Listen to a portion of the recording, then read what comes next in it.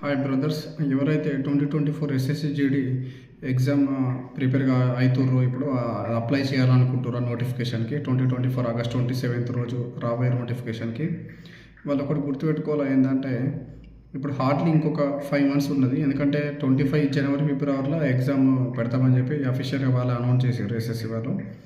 కాబట్టి అప్పుడు గుర్తుపెట్టుకోవాలి ఏంటంటే మొన్నటి ఆల్రెడీ 2023 ఎగ్జామ్ రిజల్ట్ వచ్చినప్పుడు చూసిర్రు, అంటే కట్ ఆఫ్లు ఎట్లున్నాయి ఏంటి అనేది.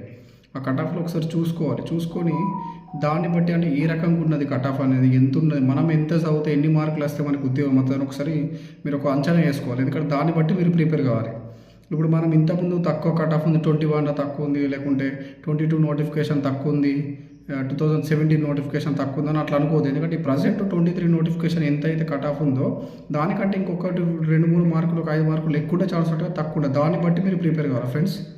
Okay friends, all the best.